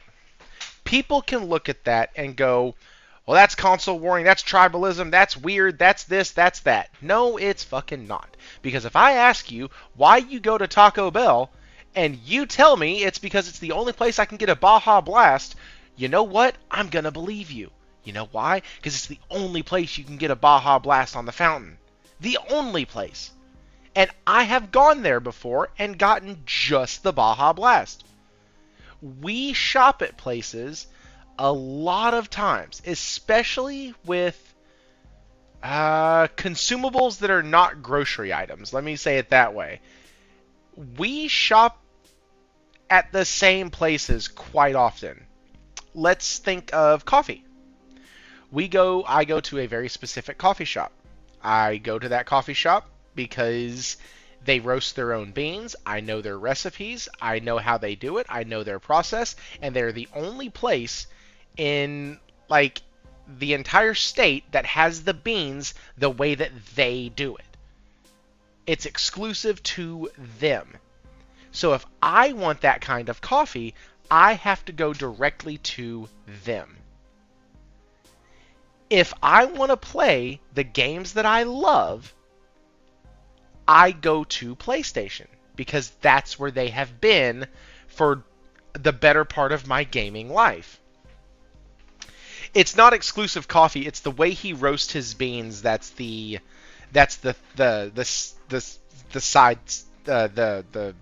defining difference. There we go. And so, like, Nelson, you just said it. The only reason you go to McDonald's is to get a Coke. Like, that's because they're still done in the stainless steel containers. Like, it changes. Exclusives matter, and they always have. And for some reason, when we start talking about how happy we are that a game is exclusive, we're automatically labeled as, oh my god, you're a fucking console warrior. Man, fuck off. It's not console warring.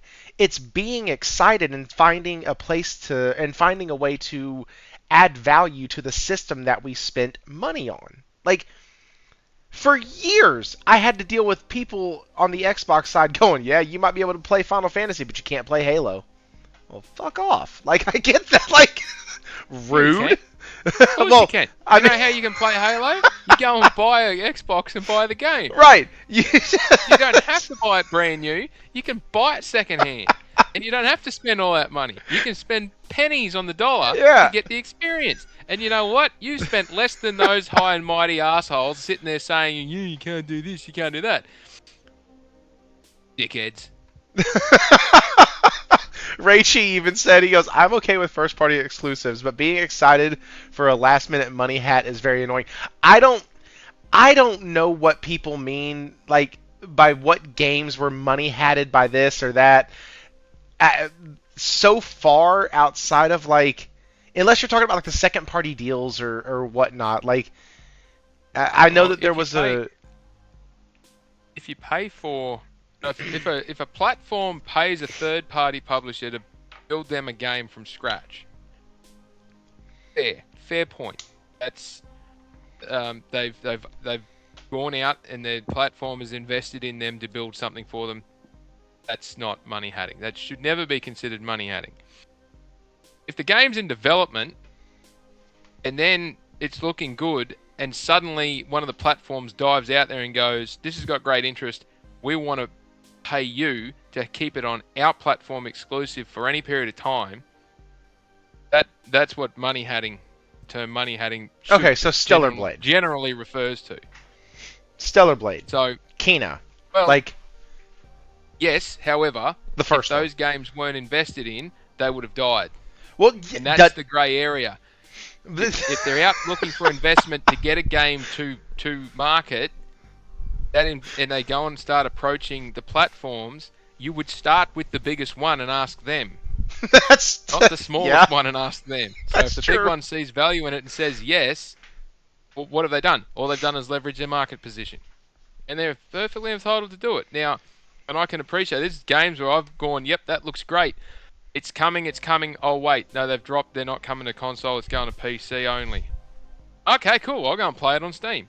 Or, oh, look, it's only on Xbox now. They're not bringing it to PlayStation first. Like, all right, cool. I'll go and play it on Xbox. I don't care.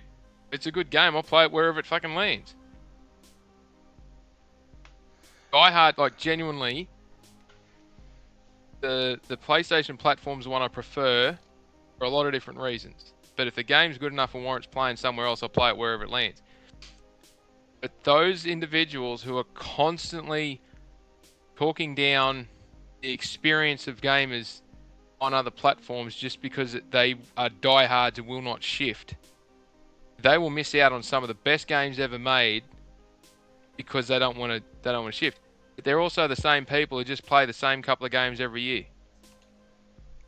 It's a psychological phenomenon that talking to other people who are psychologists as a profession, and they just go, oh yeah, they're nutters. They will throw their identity is so heavily tied to that part of their personality that any even perceived slightly negative commentary made towards it, and they will react like you've tried to stab them with a knife, because they take it as a personal attack. Yeah. And that's why they react the way they do. That's honestly one of the reasons why I kind of shifted the tone of the channel, was because I got tired of, if I was excited about something, I'd have people go, well, you can't be excited about that. That's console warring. Or if I was critical of something, it was always, oh, you're just trying not to be a console warrior, and you're just trying, like, you couldn't, there was literally no way to please people from those crowds. It's just... There's no way in the world. And so it's always crazy to me when folks are like, I hate exclusives. I'm totally fine with games being everywhere. No, you're not. You're really not. Like, I understand what you're trying to convey, that like you love everybody and you want everybody to have access to the games and kumbaya and all that other stuff, and I get that. And it sounds good on paper. It's like communist. It sounds good on paper, and it just doesn't work in reality, or at least not very well. And like, but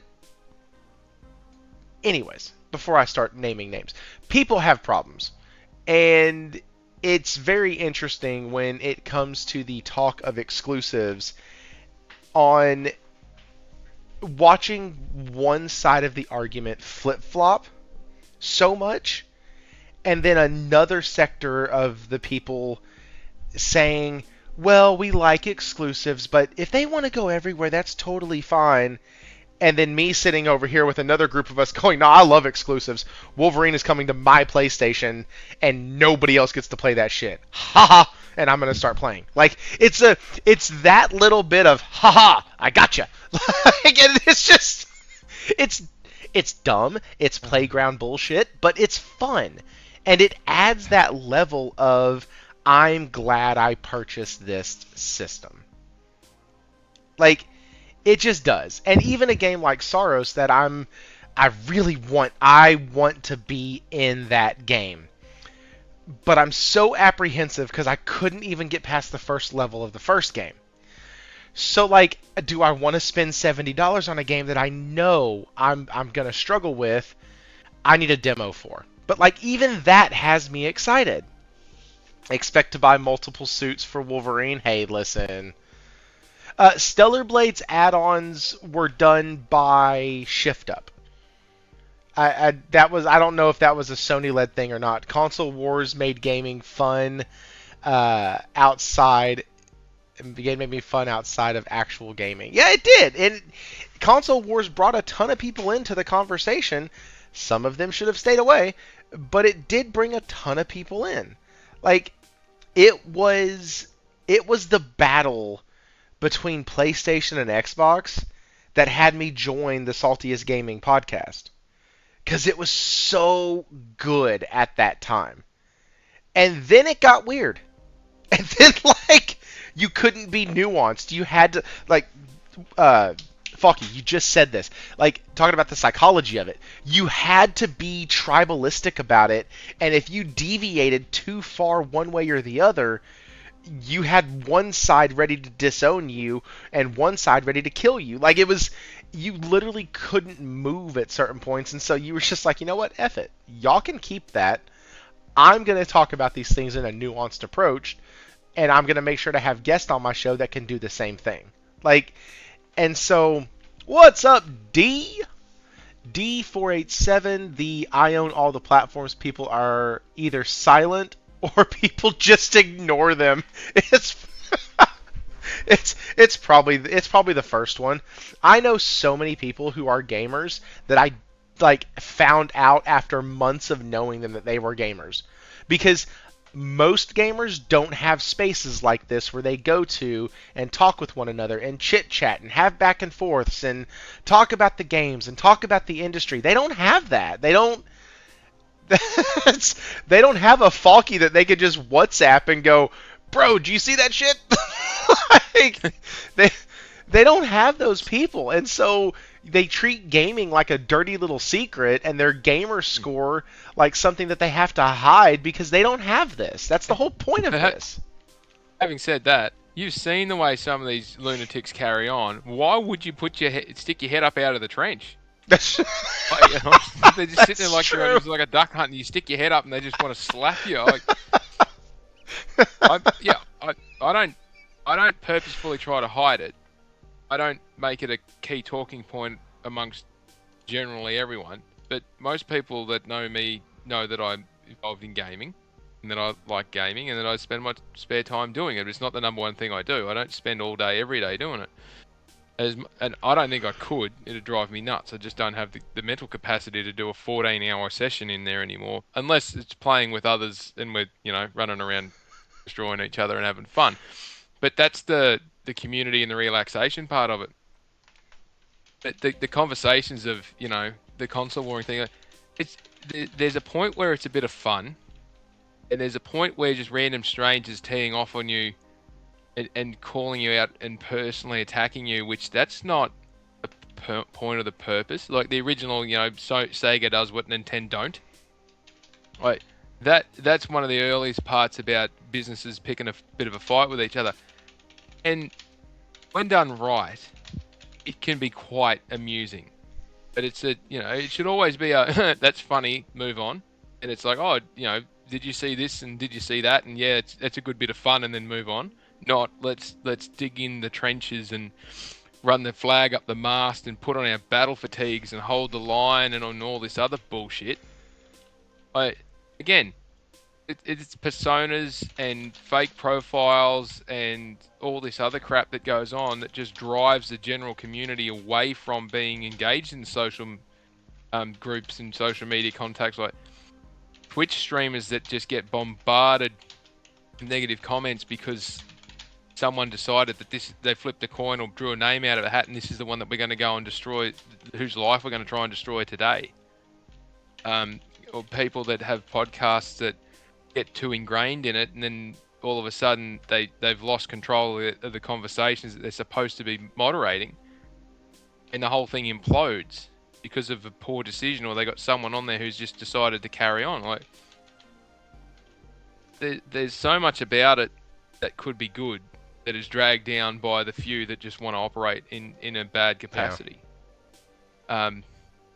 But then, you and I have very similar tastes in games, and you and I have very different tastes in games. And there's times when we both agree that we cannot wait to play a certain game. This new Kenner game, I am there, 100% there. It's gonna be so good. As long as they fix the damn camera angles in the battles, I am there. That's the only thing I could pick out of the first one that have frustrated me. They need to level the bell curve on the fights. Like, they need to make the mobs maybe a little harder, and make the bosses a little easier, because every boss in that damn game felt like a skill check. Like, Oh, I fought the one that was up on the hillside. When you sort of go up into the mountains and you go on that, like, there's the hut. You get one of the masters, that sort of weird little hut. Oh, on the yeah, hill's yeah. edge there. I kept getting jammed up in the corner, and I couldn't spin the camera around to see it. Never in my life have I wanted a wall to break with a camera jammed inside it than trying to beat that bastard. But it just would not spin in. And I'm like, can you please just break into this rock so I can see what the hell I'm aiming at? I basically did that whole fight, unable to see what I was aiming at, just praying to God that I was hitting it. Because I could not get the camera to get into the right spot, and it drove me bonkers. That's really funny. I never had the only issue, the biggest boss issue that I had in that game was, it was like the second boss you come to, it was this damn tree that would disappear and reappear, and you would have to shoot it with the bow, and when you did, it was freaking annoying, because I hated that thing. By the time the second boss comes around, you are not skilled enough with the bow yet to be able to aim that damn thing while trying to dodge and move out the way and all that. So, like, that was my one thing about the game. It felt very much... It felt like Disney Pixar meets Zelda, and I loved it. It felt so good. I loved that game. Anyways, so speaking of games, because I do want to talk about this. Guys, right now we have about 22 to 25 people in here. If y'all could hit that like button, subscribe if you haven't already. We do this every Wednesday night. And here's the next thing, because listen to this. This is just the tagline. Espionage and corporate sabotage. Blamed for Mindseye launch. Now, I'll be the first to tell you that I did not play Mindseye. I know 2 people who did, and that's it. I picked this article out not to trash on the game, not to say it was bad or good. Critically and financially, it failed miserably. Those are not disputable facts. I am not talking to how the game played. I'm not talking to objectively, was it good? Nothing like that. Since its failure, Build a Rocket Boy, the developer, has gone through a round of layoffs, and now they just had another round of layoffs. And he has cited the CEO of this company, Mark Gerhard, whatever, cited Gerhard, thank you, cited a concerted effort to trash the game and went on to blame its poor reception on corporate sabotage, although he didn't name, of course, whom he saw as the guilty party. Now he is revisiting those claims of espionage and sabotage while sharing a message about Barb's latest round of layoffs. Over the past months, this is in quotes, over the past months we have been working with external partners and legal advisors to investigate the criminal activity that took place around our launch, said Gerhard in a statement posted to LinkedIn. That work has been taken far longer than expected, but it has now resulted in overwhelming evidence of organized espionage and corporate sabotage affecting Mindseye. Because this matter is moving towards prosecution, we cannot share full details publicly yet. His remarks, blah, blah, blah. Oh, his remarks drew rebukes from the industry, and this is where I stopped. Here we go. It's... Listen, some of the people who are calling him out, it's quite interesting. Listen to this. It's got to be some real insult to injury to have your CEO lay you off while blaming conspiracies and corporate espionage after ordering monitoring software to be secretly installed on employees' PCs, wrote Necrosoft's game director. Another one. Respectfully, the people you're casting off deserve much better than to have their layoff announced alongside whatever this conspiracy is, added Riot Games manager Nick McConnell. These are people, this is their livelihood, and your post is disrespectful to their contributions. Gerhard ended his remarks by thanking the laid-off team members and pledging to help connect with people in new opportunities. GameSpot reviews for Mindseye was 3 out of 10, and the game has had a very terrible launch. Developers at the studio reportedly worked around the clock to fix the game's numerous issues. It didn't look good when a pair of senior executives left Barb shortly after the game's release. So, none of that matters. The bugs in it, the development hell, the fact that they had executive producers and stuff leave, none of that did it. None of it at all. It was the bigger gaming industry had it out for the little guy, and there were forces at work, espionage, spies. James fucking Bond himself came and destroyed Mindseye. You've heard it here. I don't know if I have seen, and Faulkie, you follow the business side of this a whole hell of a lot more than I do. I don't know if I've seen, at least in the past 5 years, a game developer blame other developers openly for their failure. Like, am I missing something here? Like, no. Were they self-publishing? I can't remember. I don't know. Did build a Rocket Boy?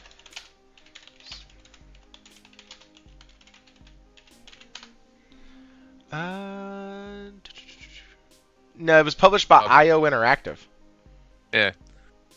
So, corporate espionage is a very broad area, and it can mean a lot. There's a lot of different things that fit into it. So it's not like Insomniac sent spies over there and put plants in their company to make the game go south. No, so corporate espionage can be as simple as you've got a head of a department that is purposefully slowing down production or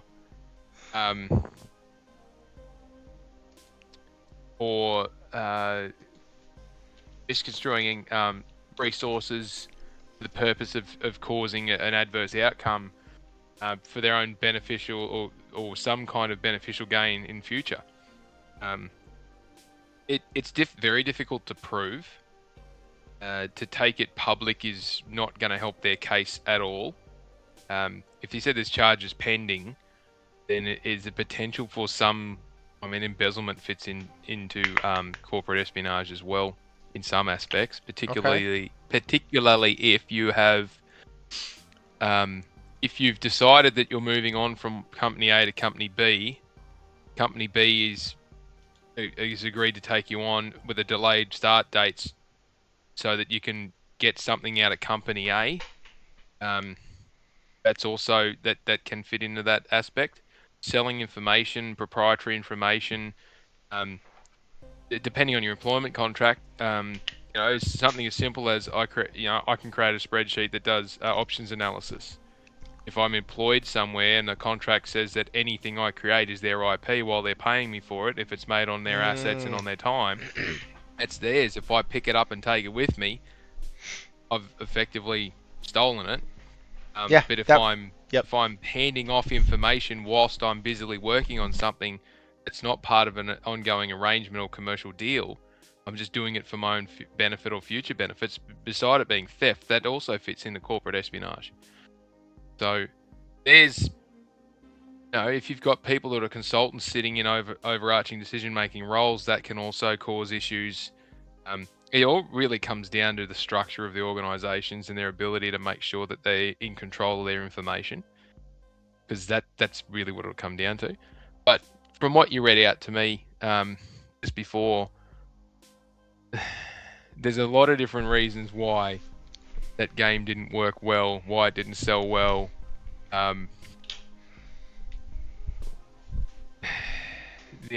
This whole notion of, it was a PC game and put it back in June 2025. The game should speak for itself. The publisher denies developer claims of conspiratorial efforts to trash it. If your publisher is, the publisher's wearing some of that, the skin that's coming off because it's no good as well. They've invested in it and it's not performing. Well, depending on how much they've invested and what support they've provided, it could be plausible. But it is very, very difficult to prove corporate espionage, is why so few cases actually end up going with charges laid and into court. it's very difficult to prove it because unless you're protected by whistleblower laws, you're basically stealing information and doing it to be able to report it. Okay. But Mindseye was, promised a lot, didn't deliver for various different reasons, same as a lot of other games. If they think that there's some kind of impropriety or improper activity going on because a couple of the execs just jumped and ran as soon as the game was released and left them in the lurch and for whatever reason, if they were leveraged or told to do it, maybe, but Jesus, I wouldn't be trying to push that. I'd just take the shot in the teeth and go to the next one. Yeah, like that's kind of where I'm at with it. Like, listen, it failed. No amount, like, unless you're going after a very specific somebody, like, so you explaining a little bit of what corporate espionage actually means was very helpful to me because now, yeah, you could be looking at them going after one or two people, maybe the two other EPs that left or what have you. Maybe they left them, like you said, in a bind, like they didn't have. Maybe they were the two largest backers, and once the game launched, they were like, boom, we're gone. And you're left there holding the bag going, wait a second, we still have post-launch support. We have all this other stuff. And maybe that didn't happen. But, like, I just thought it was very interesting that this guy, not once but now twice, has doubled down on this. And I didn't know that the publisher had come out and said, hey, no, we don't think that that's what happened. We just, like... That's the nicest way for them to say, nah, dude, you fucked up the game.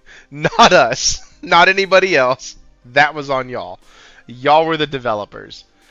But moving on. Short story there. Short article. Moving on, I do want to talk about a game that has me pretty freaking interested. And let me pull up the trailer for it, because I am very, very excited about this. And we got some news on it.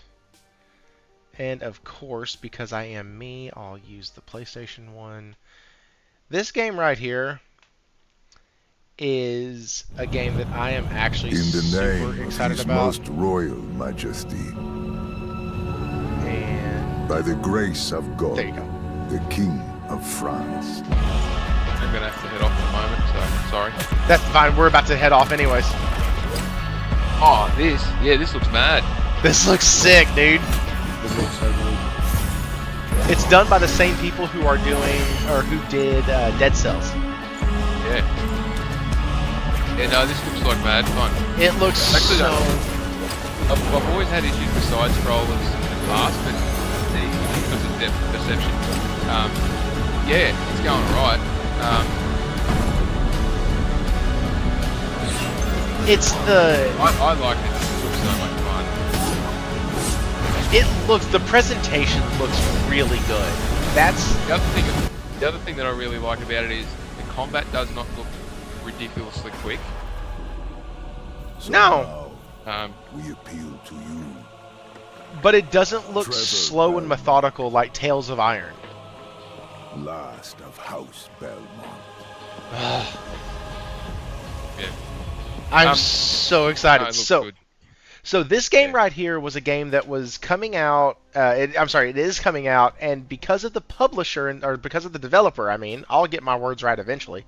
Because of the developer, I thought that there was a chance for it to be a Souls-like, and I was like, oh god, a Castlevania Souls-like, please no, or not a Souls-like, roguelike. Sorry, once again, words.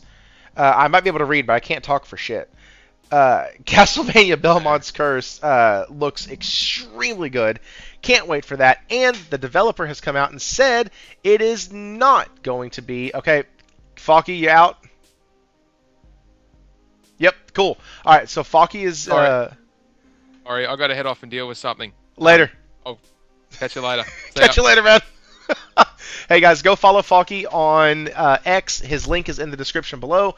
Thank you, Faulkie, for showing up. Also, you can catch Faulkie on my show, Brap's show, and Mooch's show, and I think he does some other things sometimes with other people as well. Like, he is everywhere. If you pick up your phone and search up gaming podcast, there's a chance that Faulkie will be on whichever one you find. So go check him out. So here's what they said. It said, during the most recent State of Play, Konami revealed... Whoops, here's the article. Konami revealed that the Castlevania is ending its long slumber with a new game, Castlevania Belmont's Curse. The new 2D action platform is being developed by Motion Twin and Evil Empire, the studios behind roguelike titles Dead Cells and The Rogue Prince of Persia. Despite the studio's history, Konami has let fans know that Belmont's Curse isn't going to be a roguelike game as well. This is in quotes now, Belmont's Curse is a 2D action exploration game where players can freely explore vast, elaborate crafted maps, Konami's Tommy Williams told The Verge. Tommy Williams is not a name that I expected to follow after Konami. Just saying. I expected some other name there. That kind of threw me off. It is not a roguelike or a roguelite game. Konami hasn't disclosed many details about Belmont's Curse yet, aside from confirming that the playable character is Trevor Belmont's successor. The only thing we know about him is that he's using the Holy Whip to take out the undead, which, for a Castlevania game, my friends, that's all you need to know. That's it. Oh, hey, Faulkie is also on the State of Gaming podcast every Sunday, 7 p.m. Central Standard Time, 8 p.m. Eastern, even though we don't count Eastern. Ha. So, it's Central all the way. Eastern does not matter. Central Time is the best time. Noof has Mooch on Sunday morning at 7. I didn't know there was a Sunday morning show on to speak of. That's cool. That's great.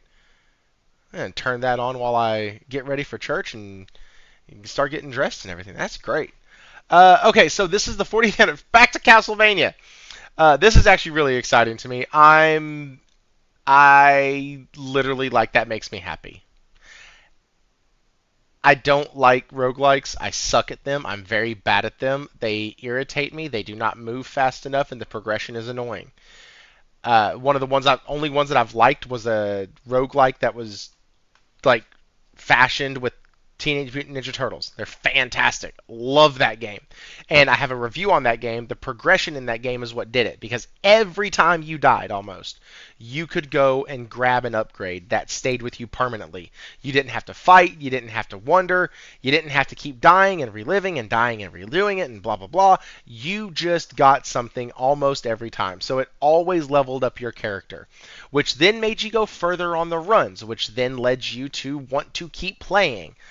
Roguelikes that kick your teeth in, that make you feel like you just spent an hour worth of work for no results, I can't do those. So yeah, that is really exciting, and that was the last thing I really wanted to talk about tonight. RE9, I do want to give it a shout out. It did absolutely phenomenal. Thank you again, Nelson, for helping me. Realized that February 27th was just a few days ago. It has sold... Yes, we have. Resident Evil 9 has sold 5 million copies. 5 million. In, what is that, as many days? 28th? 29th? Nope, 28th. 1st, 2nd, 3rd, 4th? Yeah. That dude is selling freaking... Okay, it's 6 days. It's selling damn near 1 million copies a day. That's awesome. Congrats to those folks over there. They have done some good work. I know people who have been playing it who absolutely love it. I'm too much of a sissy. I'm a chicken, and games that scare me, I don't do.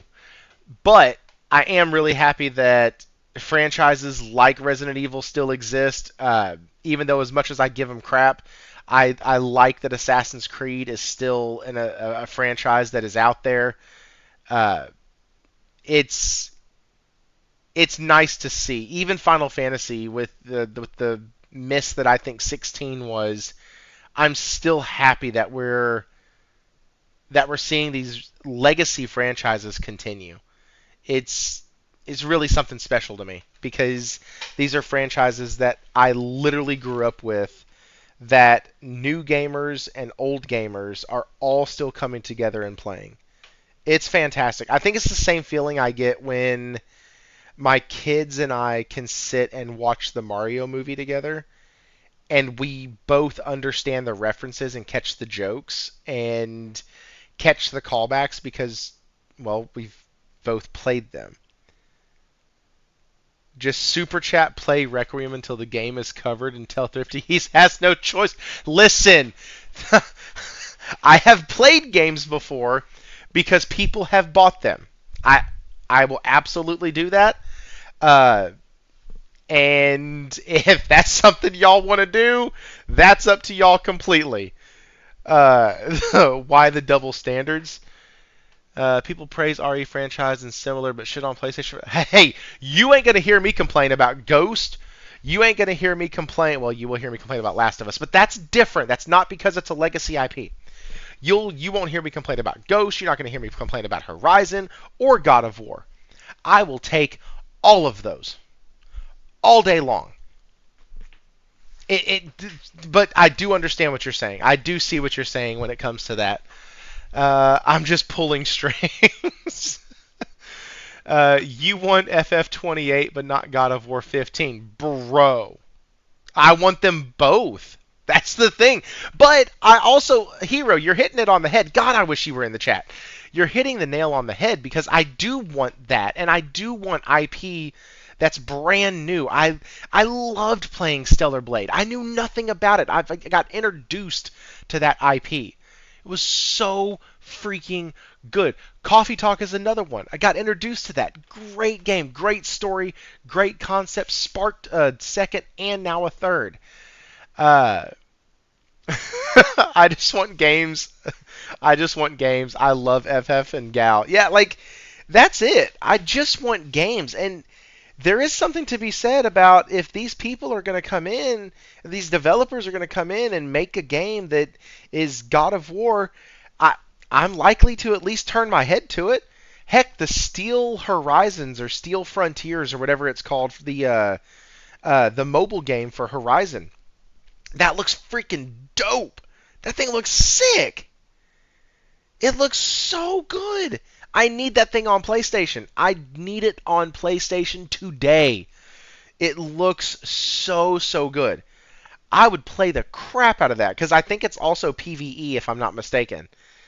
3 games per studio, per generation at minimum. That is actually something that we could get into, maybe on another show, but like, the amount of production that PlayStation could do, or that I would want them to do, rather, is that right there. Because then you take your top 6, and you look at your top 6, and you go, okay, I want 3 games a year, and then you have 3 tentpoles a year, and you can stagger them to where everybody's games start coming, and they start hitting, and you get into this cycle. Now, the problem is once one dev gets behind or gets delayed or whatever, a studio head leaves because of creative differences, or anything hits the fan, then you end up having that kind of a domino effect of, well, now this one gets moved, this one gets moved. Sony Entertainment had misplaced priorities this gen. Let's hope they make good from here on out. So that is a common thing that I keep hearing said, that they misplaced their priorities. And yes, live service games, 100% agree. Totally agree. I think that was the dumbest thing they could have done. It was dumb when they mentioned it, and it's still dumb now. But they have turned profit. They have increased revenue. They have increased on-hand assets. All the numbers that matter are going in the right direction. Even their PC venture, like Faulkie said, didn't increase, didn't decrease. It just was there. So there's not really a lot this gen that they have just absolutely lost their ass on. And even the stuff that they have, lost on, didn't affect the bottom line enough for it to matter.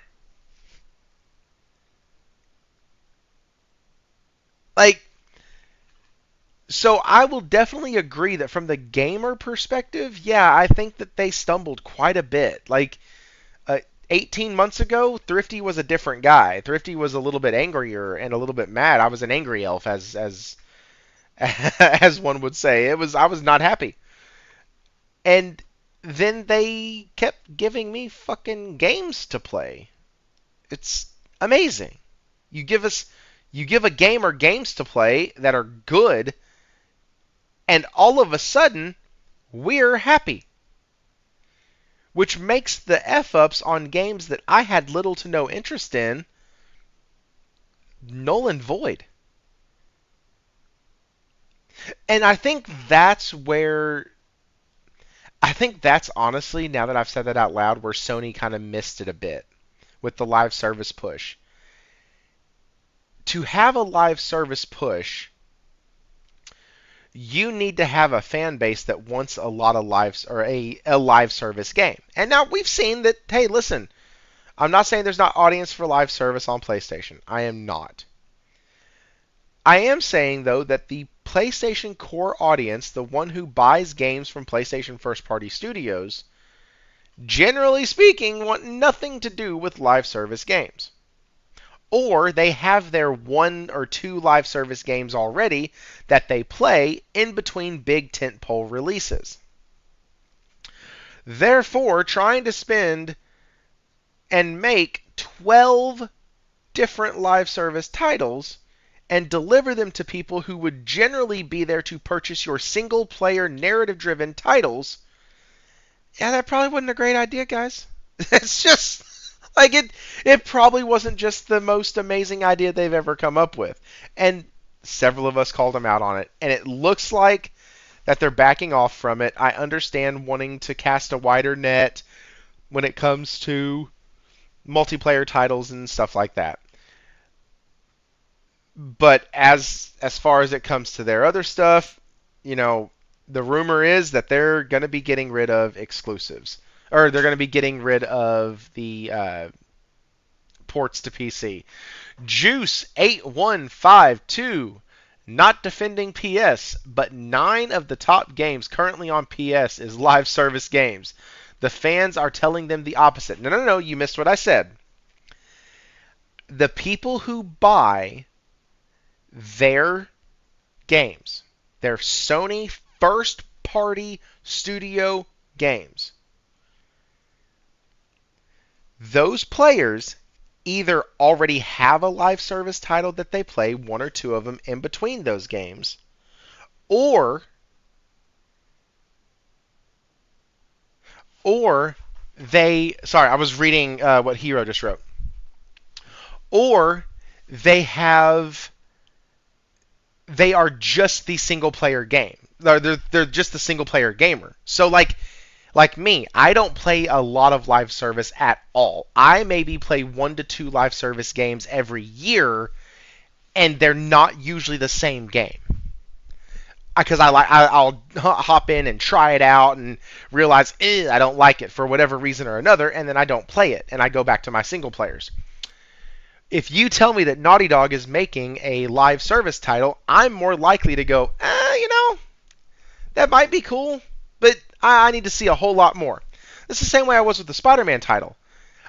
I saw what they could do with it from Spider-Man 2 and from Miles Morales and was like, oh, this actually has a chance, because we'd already seen, I think it was called Ultimate Alliance. I think that was the right one. We'd already seen how a multiplayer Spider-Man could work, and it worked pretty cool, so now make it live service, do all that, and that could have actually been something that went off without a hitch.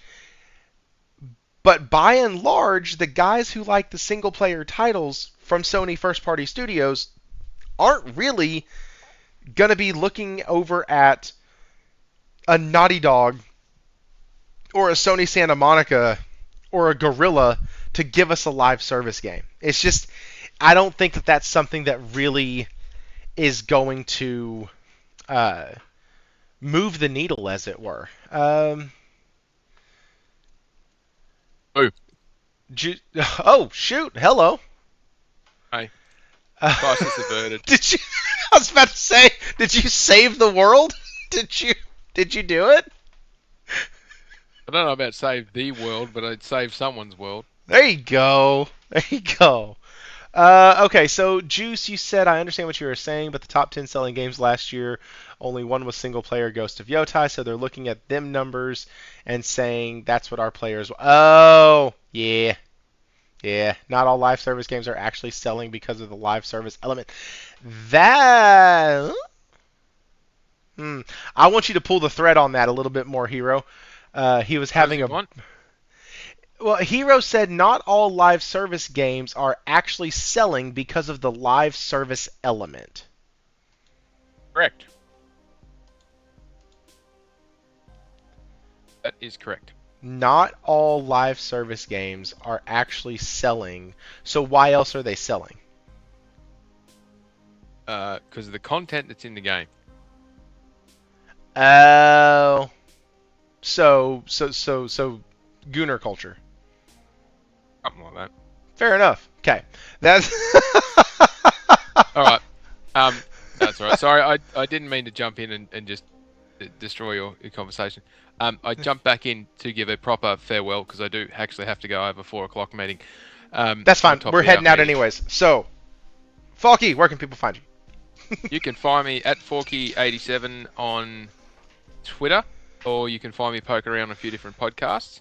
And thank you for having me, and thank you for listening to my TED Talks, and hope everyone has a wonderful weekend. Heck yeah. Guys, that's the show. There was a lot of stuff covered tonight. We spent a lot of time on the very first topic, so a couple of the other things got shifted and shuffled. Thank you, Faulkie, for coming on. And, yeah, it's been a great night. Really enjoyed it. Chat, y'all were awesome. Y'all came out tonight. Y'all showed out tonight. Y'all had great conversation with us. Y'all brought up some good talking points. Always a wonderful time with y'all. Hit the like button on your way out. And I just found out that Google has blocked 66,166 ads from me. And all I have to do is pay them a yearly premium of $40 for them to keep blocking ads for me. I don't think I'm going to do that. Aren't they nice? Aren't they nice? So, it's always the same number, too. I think they just lie. Anyways, guys, thank y'all again.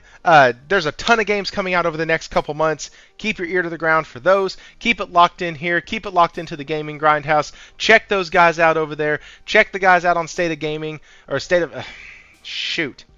on the State of Gaming podcast. Check them out. Will also does a live stream every Tuesday night. And so you can go over there and check that out.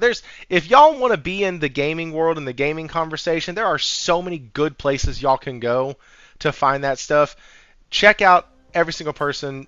They're all great. We will be back next week again.